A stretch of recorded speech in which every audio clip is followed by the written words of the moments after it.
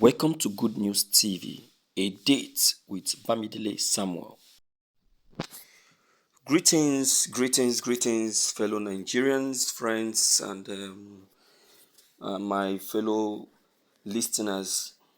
This is a very special day. Today is Sunday. I greet you all. This is Good News Channel. We have brought good news to you, no matter what. Yes, on this very day, in fact, the broadcast we brought to you is very, very touching. To the Biafran people, una go fear because truth don't they come out. Do you know that there is a deep secret that has not been revealed that we really need to know? And you know what the secret is? He said that why Nigeria is afraid of Biafran struggle. Omo, now Oyibo man I reveal this truth though. Oyibo no pass us for this country. Oyibo no pass Nigeria. See in this video, una go know so many things. Una go talk say so now like this Nigerian be. Make una watch this video. In early June 2021, Nigeria came to international attention when it banned Twitter. The move came after the platform deleted a tweet from the country's president that referred to the Biafran War in the 1960s and suggested the government would again resort to force to crack down on resurgent separatist sentiment. So, what exactly is the Biafran independence movement, and why is Nigeria increasingly nervous about it?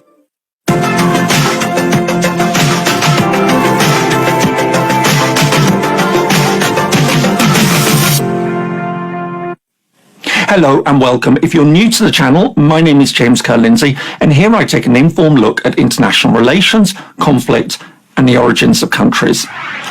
What happens when an attempted secession is defeated? In some cases, the territory is reincorporated and the country forges a new path with little or no further talk of separatism. However, in some instances, while the effort to break away is quashed, resentment may linger and the campaign eventually resurfaces, perhaps even several decades later. One of the most interesting and potentially important examples of a resurgent secessionist movement is the Biafran independence campaign in southeast Nigeria. In the late 1960s, the country fought one of the bloodiest civil wars in modern history to quell the self-proclaimed Republic of Biafra. Over the course of 2.5 years, millions of lives were lost before the breakaway territory was defeated and reincorporated into the Federation. And yet, over 50 years on from those events, pro-independence sentiment is again rising and increasingly poses a risk of a return to serious conflict.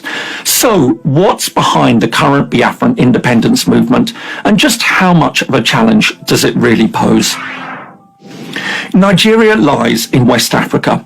With around 200 million inhabitants, it's the continent's most populous country. While it includes numerous ethnic groups, the most significant are the predominantly Muslim Hausa and Fulani in the north, the Christian and Muslim Yoruba in the southwest, and the predominantly Christian Igbo based in the southeast. I've covered much of the background to Biafra and the Biafran War in another video, and so I won't go into a lot of detail about it here. I put a link above and in the description below. However, by way of introduction, the story starts with British colonization in the 19th century. Initially divided into two distinct colonies, the Muslim-dominated Northern Nigerian Protectorate and the predominantly Christian Southern Nigerian Protectorate, the two were merged in 1914. In 1954, the country was formally constituted as a federation made up of 3 regions roughly aligned with the main ethnic groups. The Hausa and Fulani dominated northern region, the Yoruba dominated western region, and the Igbo dominated eastern region. 4 years later, in 1960, Nigeria officially became independent. However, tensions soon emerged. Following disputed elections, a military coup was launched by Southern officers in January 1966 that resulted in the assassination of many of the country's leading political figures, including the popular premier of the northern region. As thousands of ethnic Igbo living in the north were murdered in reprisal attacks, over 1 million others fled south to the safety of the eastern region, in turn prompting prompting calls for the territory to break away. Although a deal on a looser federal arrangement was supposedly reached between Eastern leadership and the federal government in early 1967, the federal government soon appeared to renege on the deal by announcing a plan to divide the country's 3 regions into 12 new parts. Seen as an obvious attempt to undermine the East's power, the region's leader, Colonel Odumegwu Ojukwu, declared independence on the 30th of May 1967. Just under 6 weeks later, the government launched a full-scale invasion to put down the secession. The ensuing war, known as the Biafra War or the Nigerian Civil War, would become a humanitarian catastrophe. As well as those killed in the fighting, it's estimated that between 1 and 3 million people died of hunger as supplies to the breakaway region were cut off. By January 1970, the Nigerian government, supported by key international allies including Britain and the Soviet Union, had defeated the last pockets of resistance. On the 15th of January 1970, the Republic of Biafra ceased to exist. In the immediate aftermath of the conflict, the federal government called for national unity. In a famous speech, the country's leader, General Yakubu Gowon, insisted that there were no victors and no vanquished. This led to a policy centered on the so-called 3 Rs: reintegration, reconciliation, and reconstruction. Meanwhile, the scale of the defeat and the traumatic memories of war seemed to ensure that Igbo independence sentiment was kept in check. However, by the late 1990s, this was all starting to change. In part, it was down to the passage of time. As memories faded, new generations had emerged with no direct experience of the conflict, but it also had deeper roots.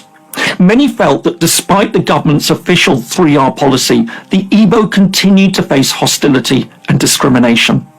Despite being one of the 3 main groups in the country, they were systematically shut out of key jobs, including the highest political offices. Moreover, many argued that the government had deliberately neglected economic development in the region, with lower levels of federal funding than other regions and few infrastructure projects. Another issue was the emergence of conflict in the Niger Delta in the 1990s. Although the Delta, most of which fell within the territory claimed by Biafra, had become the largest oil-producing region in sub-Saharan Africa, little of the resulting revenue fed through to local communities.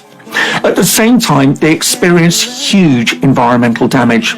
It was this sense of general marginalisation, coupled with the exploitation